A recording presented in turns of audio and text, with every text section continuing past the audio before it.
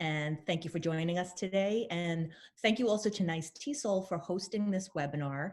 I'm going to ask, I see most people do have their mics muted, but if you are not currently muted, please go ahead and mute yourself now. And for those of you who we haven't met yet, my name is Kelley Cordero, and I actually serve as the Long Island Region Co-Chair for Nice TESOL. Hello, everyone. I'm Erica Flores, and we are both resource specialists with NYSED's Long Island Arbor, which is the Regional Bilingual Education Resource Network. So Erica and I will be co-hosting today's session, and our topic is scaffolding for ELLs in the digital classroom. Before we get started, we want to invite you to visit the new Nice TESOL website. It's all been updated. And as you can see, I'm going to enter the chat now. I'm going to enter the link in the chat now for you in case you don't have that. All right, I can finally hear you. Sorry. Oh, that's okay. We're glad you can hear us. In the chat right now, I'm entering the link to Nice TESOL's new website. So we, again, do invite you to visit that website, and you'll see all the way over on the right, I have the arrow pointing there to the resources tab. You can click on Nice TESOL webinars, where you can see lists of upcoming webinars that you can register for. You can also find out information on how to apply for CTLE credit for any webinars that you participate in. And you'll also find a link to Nice TESOL's YouTube channel, where you can find recorded webinars, including today's session that will be added. And of course, we also encourage you to become a Nice TESOL member. So you see there is a membership tab too. And as a member of Nice TESOL, you will receive information about any resources, events being sponsored, all sorts of valuable information. So much going on at this particular time to support us in our digital classrooms, but certainly Nice TESOL is always a tremendous resource for any of us in the field. I have a question. Sure, what is your question? Webinars that I may have missed that are recorded, could we, if we choose to watch them as recorded, how do you get CTLE credit, or can you get? Those questions would best be answered by Nice TESOL, but typically CTLE credit is awarded for participation in the live session while it's ongoing, because there's really no way to accurately monitor viewing of a recorded session. So you can look at that information under the resources tab, or you can contact Nice TESOL directly to provide further clarification on that. But I do believe CTLE credit is only awarded for attending the live webinars as they're being offered. So someone in the chat mentioned that yesterday, Laura said that you can apply for CTLE credit if you watch the webinar, but I think that, again, that might be a question you want to direct to her or anyone else at Nice TESOL, just in case we are not up to date with information. So I would also like to share with you the Long Island Arbor website. And you can, if you visit our website, you can join our listserv. You can follow us on Twitter. We have all of our contact information there. Long Island Arbor, again, we support the 125 school districts between Nassau and Suffolk County on Long Island, but there are several Arbors throughout New York State, so that is just our territory. You can follow us on our listserv, you can follow us on Twitter, and if you're from the Long Island region, we'd like to share our contact information with you. So here you'll find the information to reach all of our Long Island Arbor resource specialists, and we really encourage you to reach out to any of us, email us at this time if we can support you in any way. We're also excited to invite you to subscribe to our brand new YouTube channel, where you can find our growing library of recordings of past webinars and these short instructional snapshots that we have created. And we also want to introduce a special guest that we have with us today. Suzanne Pena is an expert on bilingual education in the transitional bilingual and dual language classrooms. So feel free to ask her questions in the chat as they relate to dual language and transitional bilingual education. Hi, Suzanne. Hi, everyone. So welcome, Suzanne. We're so happy to have you with us today. And just one more reminder, again, if you haven't already, I'm going to ask that everyone please mute themselves at this time as we begin the content portion of our presentation. And simply use the chat feature or the raise your hand features on Zoom when you wish to contribute or ask a question. As part of the beginning part of our presentation, we will be going through some of the participation options briefly in just a moment. Okay, so some of you, especially those in the Long Island region, may be familiar with the Powtoon that I created on scaffolding for ELLs in the digital classroom. It can be viewed on our Long Island Auburn website and our YouTube channel, and our Twitter feed also. So if you haven't seen it, no worries. This will be the basis for our discussion today. And we will weave that resource through our presentation as we expand upon some of the scaffolding tools that are discussed. So again, we're going to start by going over some of those Zoom features that will be used in today's presentation. At this point, we know that many of us have become Zoom experts, but we want to ensure that we're all familiar with these tools because all your participation today will be done using them. So if you're recently making the transition to synchronous digital instruction, these are important features to review with your remote learners. So the first tool we'll talk about is the raise your hand feature, which can be found by clicking on first the participants icon at the bottom of your screen, and then looking to the bottom left on the pop-up box. So everyone please practice that now to be sure that everyone has found that raise your hand feature.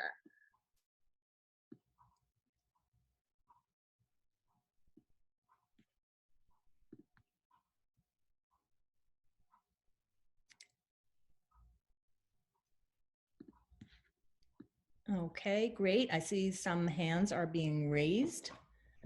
And now you can just click again to lower your hand.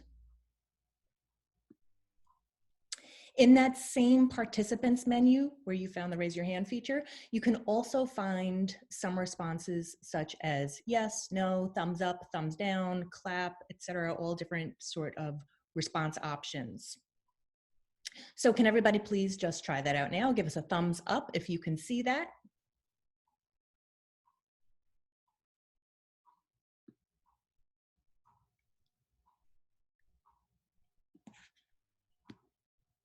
And I see some thumbs going up.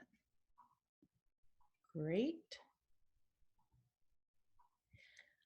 So we will also be using the chat feature. In fact, we'll primarily be using the chat feature on Zoom today. So if you look at the bottom of your screen, the chat box is down at the bottom of your screen. That's where you can access it. And that's where you can respond to any of the interactive portions of today's presentation, as well as ask any questions that you may have or offer any contributions, comments that you'd like to make. This is a great way to let us know if you have specific questions also for Suzanne concerning bilingual instruction. And if time permits at the end of our session, we will hopefully have the opportunity to address some of the questions that are raised during today's session. But anything that we don't get to, we will be providing additional guidance after today's presentation. So we will be following up to make sure we address anything that comes up in the chat. The last tool that we want to talk about is the Zoom polling option. At times during this presentation, you might be asked to respond to the polls in the chat. So we may present a poll on the screen, but ask you to enter your response in the chat. However, if we indicate that you should respond directly to the poll, we want to be sure that everyone is able to. So right now, I'm going to launch a practice poll. And you should see that appearing on your screen.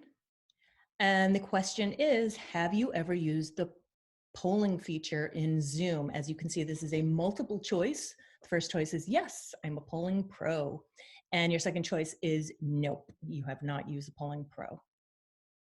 So I see a lot of people are responding there already. We've got about 80 responses in so far.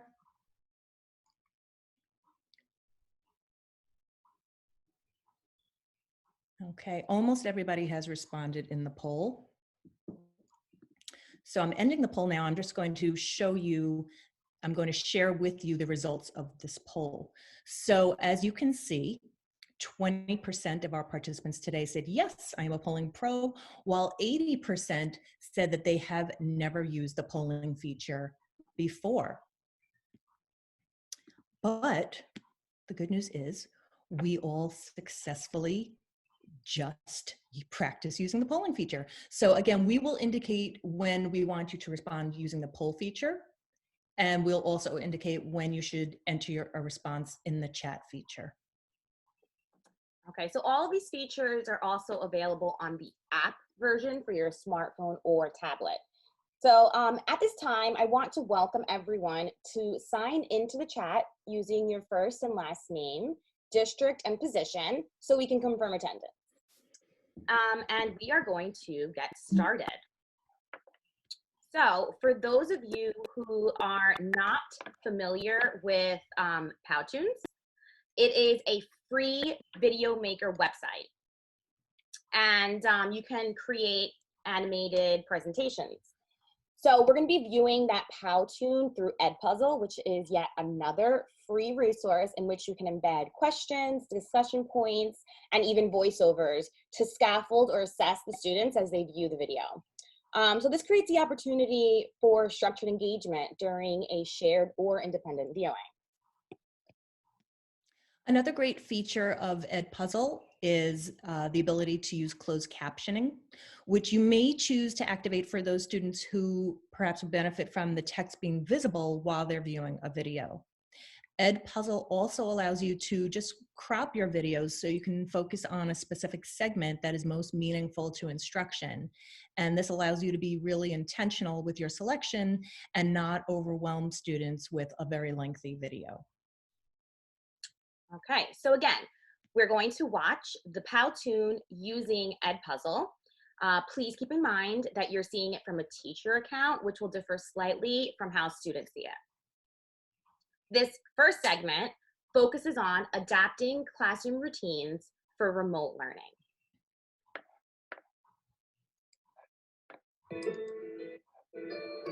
Hi, everyone. This is Erica Flores, a resource specialist at the Long Island Arborn with some helpful tips on how to scaffold for ELLs in the digital classroom. In order to develop a common understanding, I wanted to highlight that scaffolds are temporary supports that a teacher provides to a student that enables a student to perform a task he or she would not be able to perform alone. Considering we are all diving into remote learning, we should be aware that our students will need appropriately scaffolded tools and materials. The idea of digital learning can be overwhelming and maybe even scary for some. However, teachers should continue routines that are already in place. The same differentiation and scaffolds that you are familiar with also apply to digital classroom. Each and every tool will still require some kind of scaffold. It's important.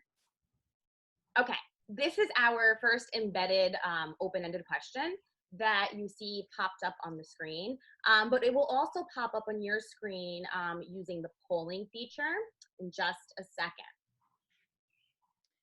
Okay, are you seeing the poll now? Yeah. Okay, so the question is, how can we adapt classroom routines to facilitate digital learning? And we are asking that you please respond in the chat. So think about the question, how are we adapting our classroom routines to facilitate digital learning?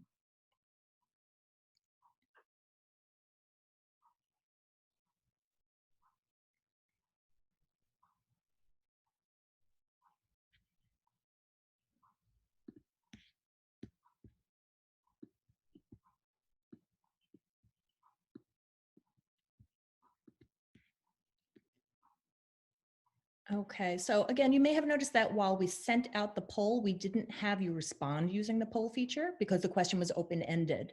So think about how you might use that with your students, how you might use these different features with your students. We're trying through this presentation to model as much as we can to support you in planning out your digital instruction. So we did want to point out the benefit also of using the poll feature is the ability to both hear and see the question being posed by the teacher. You can also adjust the Zoom setting to either have poll responses be anonymous or reflect the participants' names. After responding to the poll, please take a look at the chat to see how your colleagues are responding to that question. This is a great opportunity for us to build each other's capacity and also to establish our own professional learning network while we're participating in this webinar. So take a look at some of the responses being entered in the chat.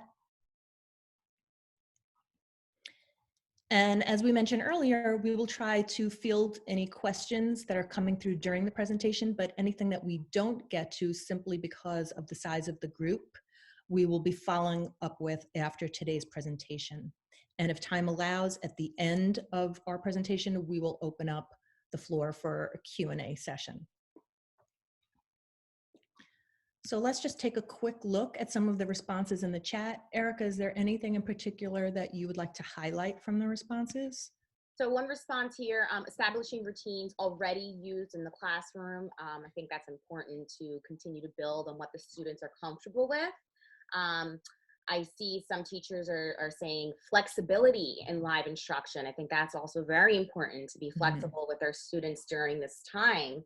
I have interactive slides, visuals, personal interest to engage students. I think that's also a great response in there. There's so many, there's 47 new messages as I scroll through. So wow. There's a lot.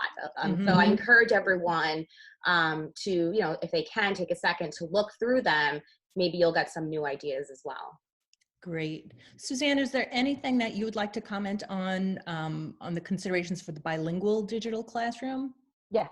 So one of the biggest things, and I was reading through the chat, there's fantastic ideas, but if we always keep in mind that, especially in a dual language classroom, to keep those, a lot of the ideas that were posted on the chat, to keep those in both languages, right? A lot, same things that we do for our ELLs, we have to do for SLLs or whatever other target language we're teaching in the classroom. So we have to make sure that we keep those going on and we try to have that equity in, for both languages. So if we're doing that 80-20, whatever the case may be, 90-10 or 50-50 model, whatever model we're using, we are still following through regardless of whether it's in person or is in the digital classroom. Okay, great. Thank you, Suzanne. So I am going back to this video here, and you're going to watch me as I skip a question, but keep in mind that I'm in the teacher account. So as a teacher, I have that ability, but students do not. But they do have the ability to rewatch any portion of the video, which is great for our ELLs and MELs. As we know, they benefit from repetition. So now we're going to continue with our second segment of the Powtoon, which focuses on monitoring student participation in the digital classroom. It's important that while we begin this transition to remote learning, that we consider our ELLs, their proficiency levels in English, as well as their comfort levels with the tech tools that are implemented. And this is assuming, of course, that they have the necessary technology at home in order to participate in all the distance learning that has been planned for them. Acquiring this information may require you to reach out to the families of your students, which is a great practice to put in place at this time. Okay, here we are at our next poll. And the question reads, what level of participation are you seeing in your digital classroom? So if everyone can take a second to respond by clicking on one of the answer choices on the poll here. Okay, give it a few more seconds before we share our results with you.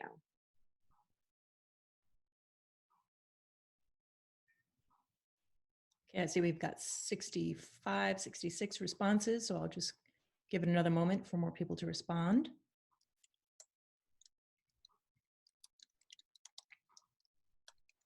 And you can feel free to respond in the chat too. If these polls aren't coming up for you, you can always respond in the chat. We're at 75 responses. I'm going to stop the poll now to share the results.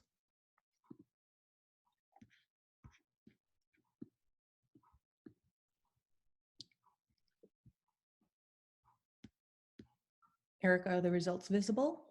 Yes, they are. So based on your responses, we have a follow-up question for those of you who've indicated less than 100%. So I'm actually going to share the next question.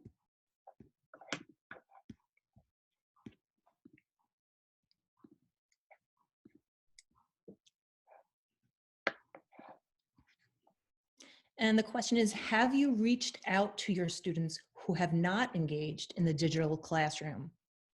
And as you can see, we set this up as a multiple choice question. So our possible responses that we're offering are yes, using tools like Remind or Talking Points, yes, by telephone, yes, via our digital classroom platform, or no, not yet. So take a moment to respond to this poll within the polling feature.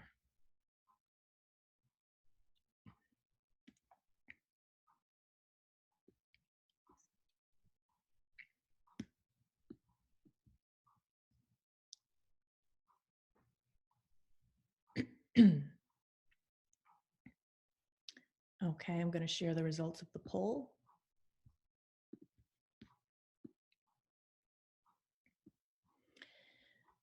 As you can see from the results, we've got 33% saying that they are reaching out using tools like Remind or Talking Points. We have 83%. Well, these percentages are a little off. So I'm just going to say we've got 26 of our participants saying Remind or Talking Points, 65 participants saying yes by phone, 39 participants saying yes via their digital classroom platform, and just 2 people who responded saying that they haven't reached out yet. So we're really happy to see that there is so much reaching out going on. And we want you just to stop and think for a moment about why monitoring student engagement is so critical at this time. Of course, we always want to make sure we have those connections with our students, but particularly at this time, aside from our academic concerns, we must also consider the social, emotional experiences and well-being of our students. Lack of participation in our digital or online settings can be a red flag for us that students are really struggling with feelings of isolation, or perhaps just processing the current situation. Maybe they don't have the tools necessary to be participating in our remote settings. So we really need to make sure that we're making efforts to contact all of our students, but especially those who are not engaging in our digital classrooms, because this is such a critical time to be monitoring that. You might even consider incorporating questioning tactics that encourage reflection, providing opportunities for all students to express their feelings. I know typically if you ask a question like, are you okay? The response will be yes. But if we phrase our question carefully, we may be able to elicit deeper reflection and response to identify those students in need of additional support and resources.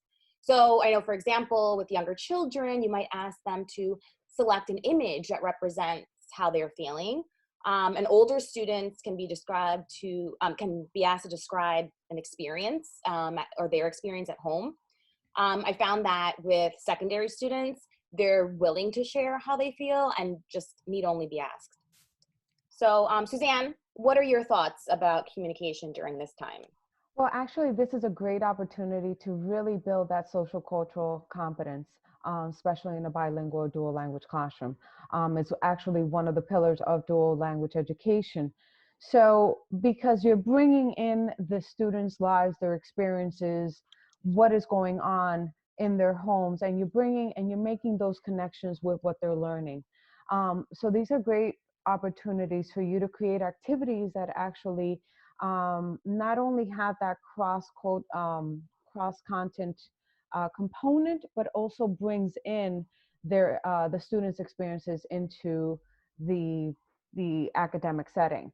And it brings an opportunity as well for them to share what's going on, how they're what they're going through, as well as also opportunities for you to go ahead and have them do it in 2 languages if you're in a transitional bilingual or dual language classroom. I have seen schools that what they're doing is they're having, they call it kind of social Fridays, where it's more they're building the students' speaking and listening skills through different activities, and where the students are able to share what they're doing at home, what they're learning, and bringing in those experiences to the classroom. And they can do it in both languages. I've seen teachers do it, like one section would be in the Spanish and one section would be in the English, and then they swap and so on and so forth. So it's actually a great opportunity for building that social cultural competence, as well as finding out what are some of the obstacles that are preventing the students from participating in the digital classroom, and also bringing that those concerns to administration so that those can be addressed. Okay, thank you, Suzanne. Okay, so we are going to return to our video. And this next segment we're going to be looking at focuses on categories of scaffolding and examples that support our students in the digital classroom. I want to highlight this resource created by the folks over at Support Ed. You may have already noticed that you are actively using these scaffolds in the classroom. It's important to continue to do so as you transition into distance learning. Rather than share another list of tools that you and your students would need to learn, I want to highlight how to make distance learning accessible for our ELL population. Keep in mind that there is no single magic tool that will make content comprehensible for our ELLs. Instead, you should continue to choose quality resources and adapt them to the needs of your students. So right now, I'm going to actually share our next question here on the poll, and it is all about tools. So the question is, what are the tools that work for you and your students? Now, as you can see, we have entered a few of the popular tools that we hear a lot of teachers using. Don't feel limited to these responses. If there's something else that you're using that works for you, please enter that, share that with us in the chat. That's why we enabled both, so you can respond for this question using the poll feature or in the chat if there's some other tool that you're currently using.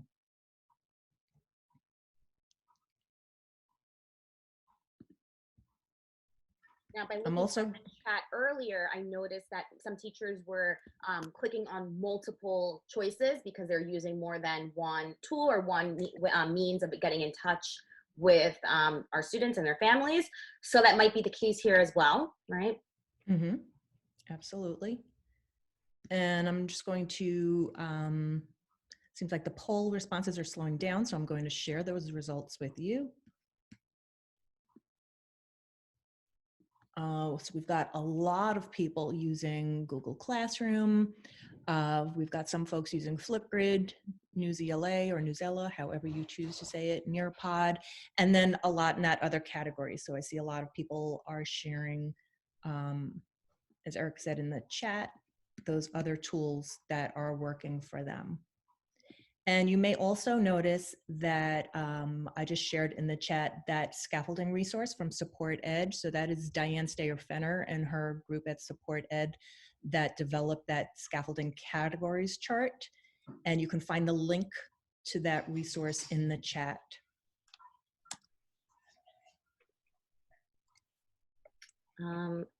Kelley, I think you only shared it to those in the waiting room. I am very sorry. I'm going to share that again to everyone. And there we go. Is it visible now?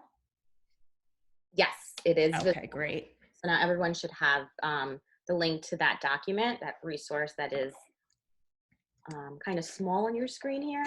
So if you want a larger view of it, you can go ahead and click there. And once you take a peek at those scaffolds, I would like for you to consider the next question.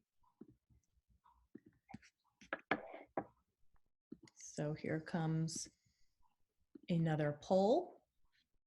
Okay, so how do these scaffolds transfer to the digital classroom? So again, you can just respond in the chat.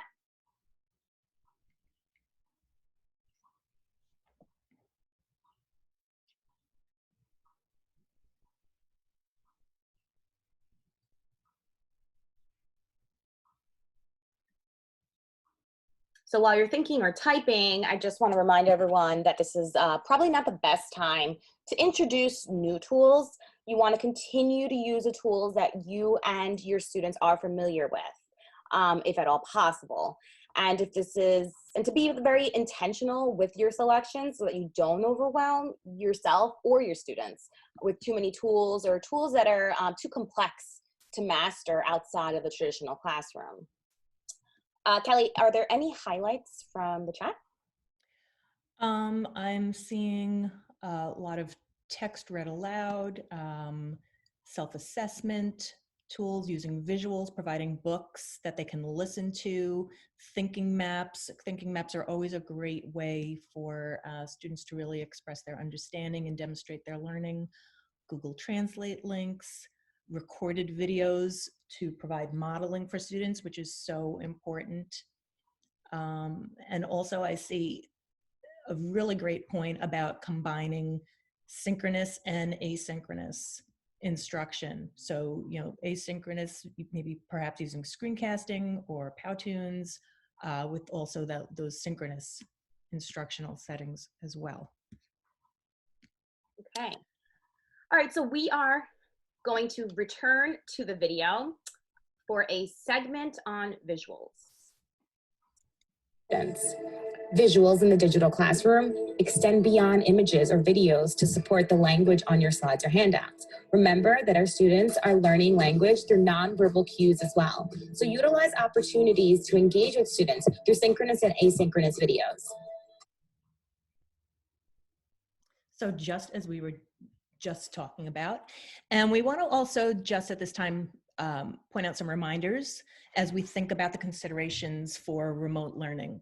So we want to keep in mind the proficiency levels of our students, as they can help determine the amount of time that we should be dedicating to synchronous versus asynchronous engagement.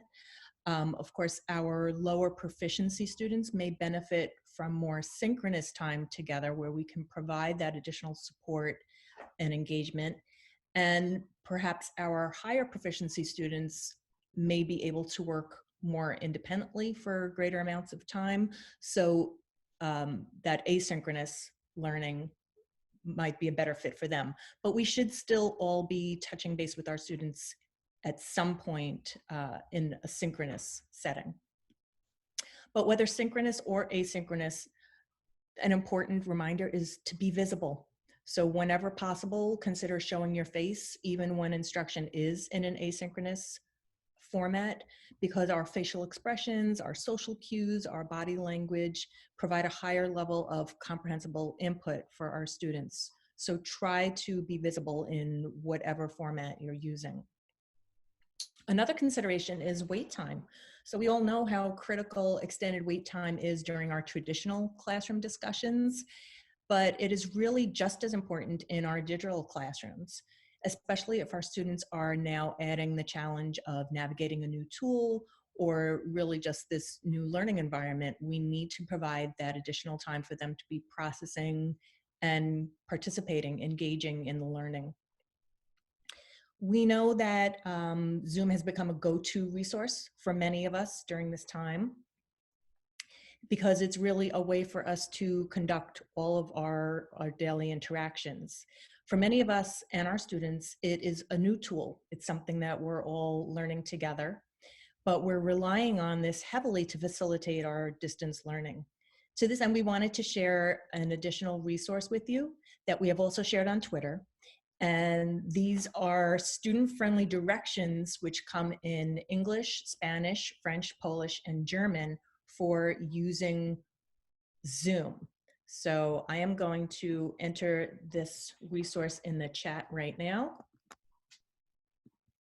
I think these also speak to a little bit of what Suzanne was saying earlier, to remember that we have, if we're in a dual language or bilingual classroom, you have students who are also learning Spanish, right? And all these students would need things that are translated. All right, so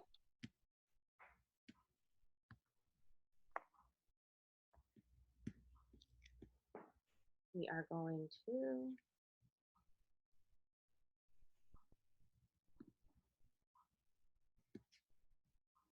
continue.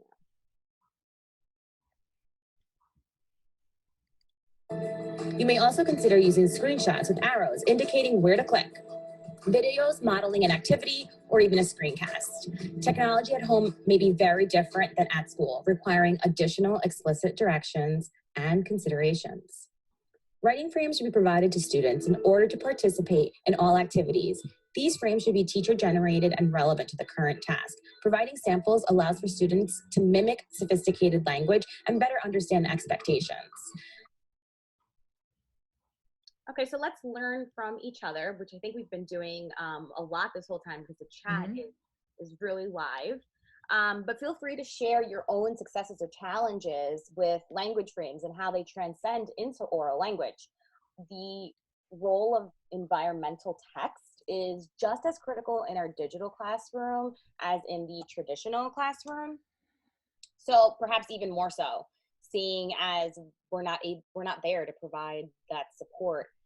Therefore, language frames for discussion and oral language practice should be accessible for students at all times. This can be done on whatever platform you're currently using, whether it's Google Classroom or even if you're on Zoom or Meet and you're throwing these frames in the chat for them to utilize. So I'm gonna actually take a look at this chat. And Kelley, can you share something that the student— Well, Erica, I just wanted to address one point that was brought up in the chat regarding the links that we're sharing. Okay. Some people are saying that they're not clickable, or you should be able to copy and paste those links. In some cases, you can just click on them and they will open in a new window. But if that's not the case, you should be able to copy and paste that into your browser. However, as we said earlier, we will be going through the chat and making sure that anything that we have presented today, any resources that we have shared, any links in the chat, we will be following up. We have the roster of participants, and you will be receiving all of that information as a follow-up to today's session. So no worries if you're not able to access a link that has been entered in the chat.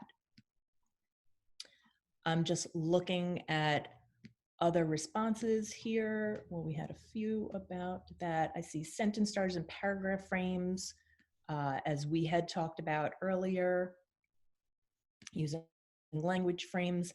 So we are using many of these resources already in our classroom. These are things that we've brought with us from our traditional classroom that we're offering now in our digital classrooms. But we want to make sure that it's not just supporting our written work, that we're also making these things available to support our any oral interactions that are happening in our digital space. Suzanne, do you have anything that you've observed from the chat or any other points that you'd like to make regarding dual language? Yeah, so you brought up a very, very good point in terms of oral language, right? We see a lot of writing frames or sentence starters, and we have traditionally used these. We know how to use them when it comes to writing activities. But these are very, very important, and actually it may help build that student participation in a digital classroom if we engage these for in both languages in a bilingual classroom, but we also use them for our speaking and listening activities. It's very, very important, especially in a digital classroom. We don't want these listening and speaking activities to kind of fall on the wayside, right? We don't have the normal interaction that we would have in a regular classroom. So we have to make sure that speaking activities are still part of our instructional practices, and they don't fall on the wayside. So incorporating these, giving the students opportunity to record themselves. There's a great one that you have there, counterclaims and rebuttals. These are great if you have them in both languages, and they can actually, instead of writing, they can articulate their answer orally. This is great. They can record themselves. It doesn't have to be live, and they could just upload it. So these are great activities and resources that you should incorporate in a digital classroom in order to make sure that you do have the 4 modalities of reading, writing, listening, and speaking in both languages in a bilingual classroom. Thanks, Suzanne. So I'm seeing, some things brought up in the chat about, well, there's questions about Powtoon and whether it is easy to use. I don't know that I am the best judge for that. I'm really tech savvy, and I tend to pick things up pretty quickly. But it can be time consuming if you're trying to link, music and any other audio, if you're doing a voiceover like I did here. So it can be time consuming. And then I also saw something about students not wanting to record themselves. And I taught middle school for many years, and so one thing I found was, my younger students, my 6th graders, loved recording themselves, and it was so exciting. But as they got older, they become a little bit more self-conscious, and they're not really ready to post that and have others see it. And so what I saw a lot of my students do is they would take a Post-it and kind of just draw like a smiley face or something and put that on the camera, so you couldn't actually see their face, but you could still hear them. So that was a compromise that I made with my 8th graders in order to get them to participate in the digital classroom using their voices, but not necessarily having their face on camera. So it helped a little bit. I don't know if that's something that might help with your students. But anyway, we are going to continue with the rest of this Powtoon, where we provide tips for tiering assignments and scaffolds. Graphic organizers should be simple. Use something the students have seen before. Model using familiar content. And consider providing tiered versions where some boxes are pre-populated according to the students' proficiency levels. Reduce the linguistic load by using tools such as Google Translate or talking points to utilize the home language. Adapt or chunk text by using Rewordify, Newsela, and ReadWorks, but also keep the rigor and try and do this on your own. Lastly, pre-teach vocabulary, conduct virtual field trips, and include videos to help build background knowledge. Thank you for joining me, and reach out with any questions. So just some final thoughts on this last segment. Tiered assignments, such as the one that you saw briefly in the video, can be shared with specific students. But think about it too, how some tasks might lend themselves to incorporating student choice, and you may wish to share these tiered assignments with all students. If you're using videos or virtual field trips in your digital classroom, or even to support your traditional classroom, be sure to watch them in their entirety first, so that you can first make sure that they're appropriate, but also to anticipate, plan for, and provide appropriate scaffolding as needed with your students in mind. You know your students best, you know their needs, and by really vetting these resources, you can plan ahead for the types of supports your students will need to access them successfully. Okay, so at this point, we do have a few minutes to open the floor up for a Q&A. So if there are other questions or comments you'd like to share, you can either submit through the chat or raise your hand and join the conversation. Okay, so I just have a question of, can you tell me where I can find the video you just played? Absolutely, it is on our YouTube channel and our website, and give me a second and I will try and grab it and throw it into here. But we can also, like we said, we'll try and follow up on all these questions in the chat. So that's a link that we'll share when we do that. Erica, if you return to the earlier slide, we have our YouTube channel link there. Oh, as well as our website information, because the that Powtoon can be found at both of those locations. Yes, yes, that's true. There we go. So here's our YouTube channel. And so you'll see that our that mini video, that 3-minute video we just watched is right here. But you can also check out our other material. Kelley and I also created a co-planning tool for the digital classroom to help you co-plan a unit of study. So that's something you can also check out on the website. And really, even though we designed it as a co-planning tool, it's a great resource for anyone, even if you're planning independently, just to keep in mind all of the considerations that need to be taken for planning your digital instruction. And it has particular emphasis on the social emotional scaffolding that you can provide for your students during this time. But it's a great tool for either co-teachers or teachers planning on their own during digital instruction. So someone asked a question about how did I create this slide? So no, these slides were on Google Slides and we're just sharing our screen through Zoom. So we used a few different tools today. We have the Powtoon that we embedded into Edpuzzle to present it to you today. But then the rest of our presentation was kind of housed within Google Slides. So right now we're back in our Google Slides. We were kind of all over the place trying to package this in a viewer-friendly way to model a few different tools that you might be using with your students in your digital classrooms. All right, so another question in the chat, what are some easy tools or programs a student can use to record themselves? The easiest is your cell phone, right? Or their cell phone or a parent's cell phone. That's the absolute easiest.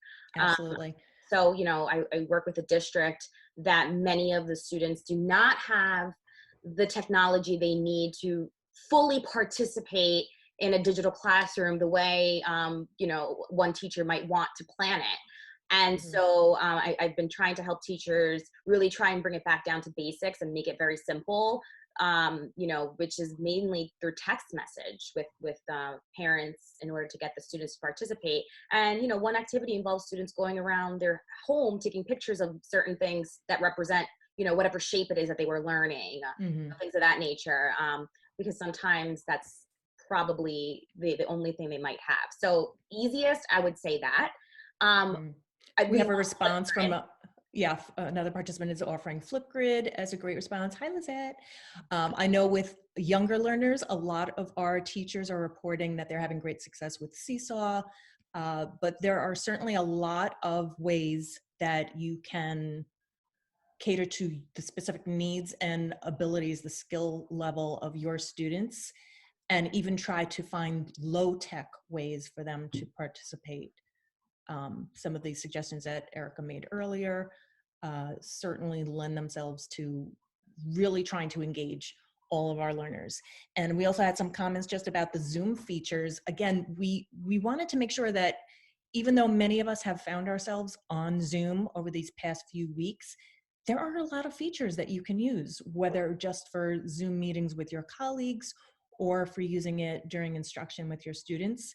So play around with it. That's, as Erica and I develop different presentations, we do a lot of just exploring Zoom and what it has to offer and how we can best share things with the teachers we're presenting to and communicating with through Zoom. So all of these features can really enhance that engagement, and we really encourage you just to play around with it and see what works best for you and for your students, or whatever capacity it is that you're using Zoom. Right. So someone asked a question about Edpuzzle. So no, you cannot embed those questions on the Powtoon alone the way we did. So that's why we use the Edpuzzle, right? So we the Powtoon was created separately using that website. Once it was downloaded and uploaded to YouTube, then from YouTube we uploaded it to Edpuzzle, and then on Edpuzzle we were able to embed those questions and those stops for the students. So no, unfortunately, Powtoon is not that multidimensional. But just so you know, on Edpuzzle, you can use any video. It doesn't have to be a video that you created. You can use a clip from a movie, a clip from YouTube, a clip from any video source to embed that in Edpuzzle, and then be able to add those questions or stops for discussion. Right. So we can share a PDF of our slides. They are minimal because most of this really was on the Powtoon, but it has our contact information, which we'd love to share with you. So that is something we'll definitely share. And I know there's some questions about the Zoom itself. So someone asking if when I share the screen, it apparently, you know, it goes full screen for you. Does it look like that to the presenter? Well, it depends. I can do multiple things with it. I can have the chat pop up on the side. I can also look at participants. So it looks mostly the same on my end, but I can, you know, do other things without you seeing.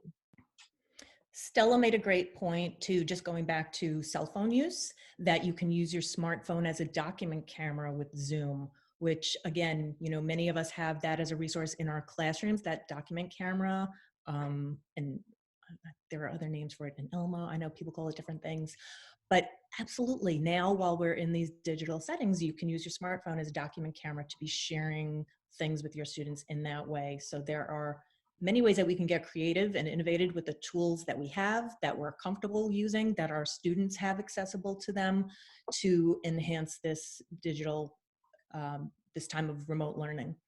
Right. So yes, this whole webinar, to answer a question in the chat, will be on YouTube on the Nice TESOL's page. But you can also watch the Powtoon on our page. We have a great question from Gabriella, just asking about how do you reach that 10% of students who are not engaging during remote learning? And this is such a concern for us because we know that in some cases it's more than 10% of our learners that have not been engaging. So what are we doing? Pick up the phone. Pick up the phone, try to call them. I have heard from teachers who are doing just that. They're calling whatever numbers they may have accessible to them. If you don't want to use your own number because you want to protect your privacy, you can create a free Google Voice number that you can use for calling students, for texting students. Offer this as a way for students to get in touch with you because they can do it directly from any device. They can reach you on your Google Voice number, and it just really creates a random phone number that you can use for these communication purposes. But we've also heard teachers doing drive-bys, driving to houses and just doing a quick check just to make sure their student is okay, and think about how powerful that is to those students who may be really feeling so isolated, especially if they haven't been able to engage in your digital classroom, to know that you are making such efforts to get in touch with them, whether it's by phone, by text, by email, however you're able to do it. If you're driving by and able to, I mentioned my friend Lizette before. She has been actively out there visiting her students' homes, dropping off computers, laptops that she has been able to provide through a lot of donations to her students so that they can use them during this time. So thank you, Lizette, for all of your efforts. And yes, this video will be on our YouTube channel. It'll be on the Long Island Auburn YouTube channel, but it will also be accessible through the Nice TESOL YouTube channel.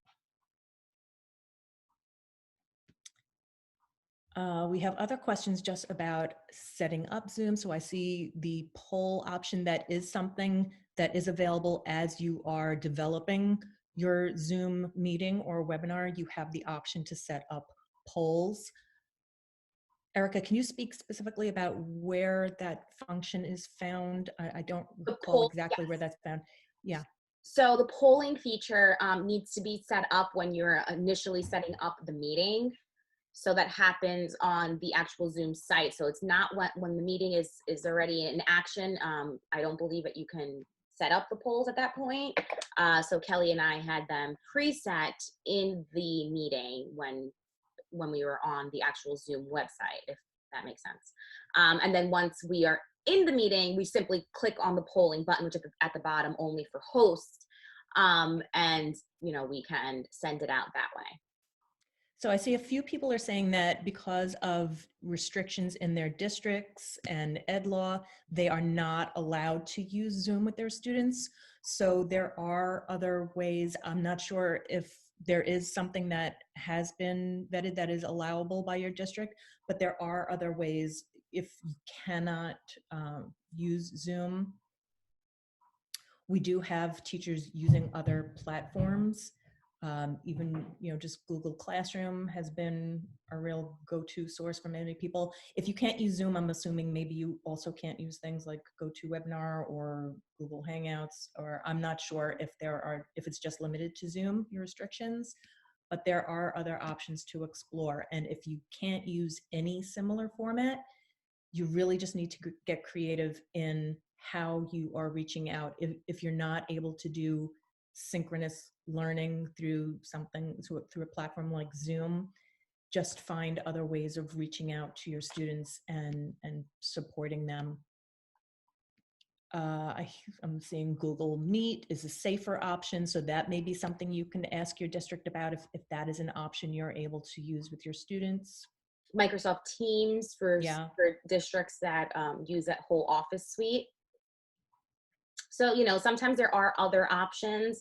And, again, if none of these are allowed by your district, just calling and texting and emailing will just have to be enough. You can only do so much.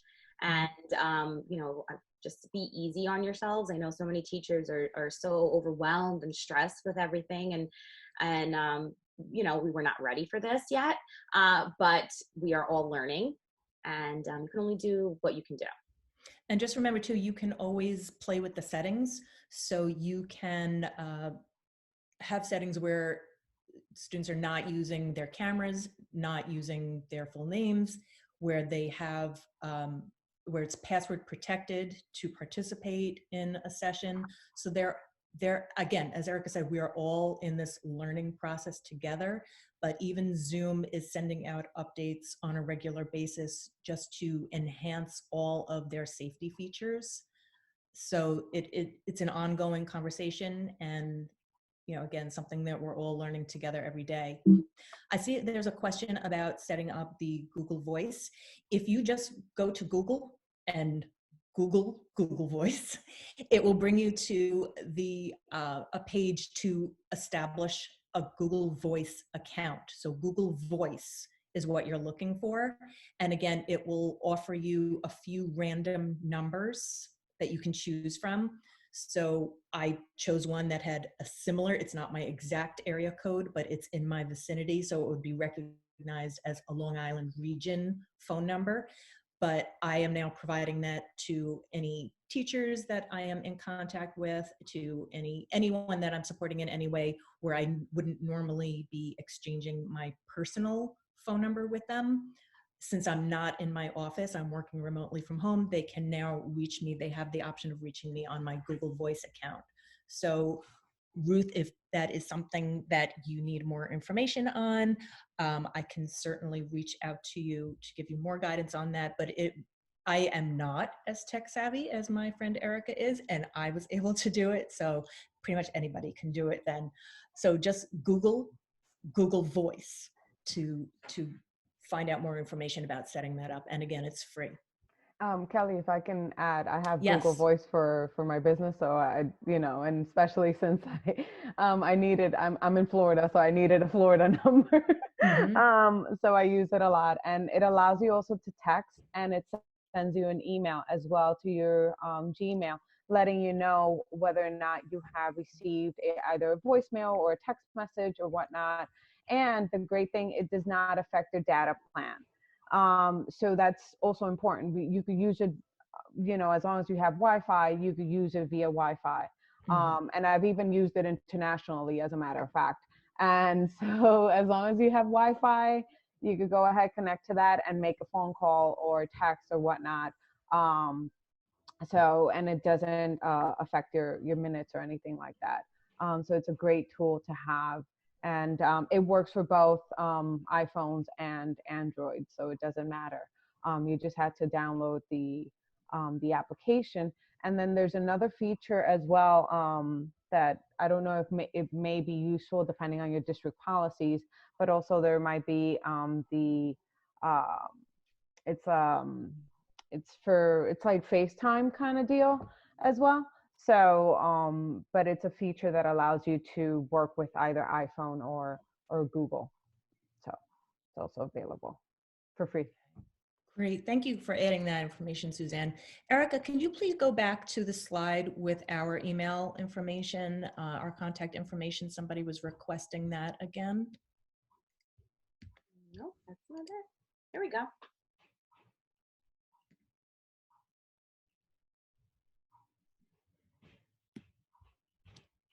Okay, so you can see it there. Can you also share the slide with the contact information for everyone at the Arburn? So we've got our Twitter information there. Please follow the Arburn, follow our individual accounts. We're always sharing things. We're always trying to highlight what's going on and any resources that we come across. So here's everyone in our Arburn staff. It's a little small. So again, if you want to email us directly, we can provide anything that is specific to your needs, or just continue the conversation.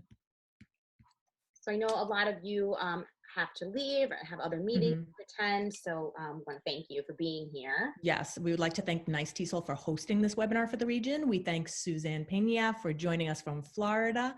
And we want to thank all of you for participating. We hope you found it helpful.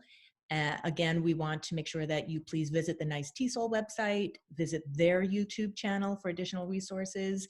And if there are any specific topics that you would like to see Nice TESOL present in future webinars, we invite you to enter that information in the chat now, so we'll have a record of it and we can share that with Nice TESOL as we develop future webinars and resources to share with the field.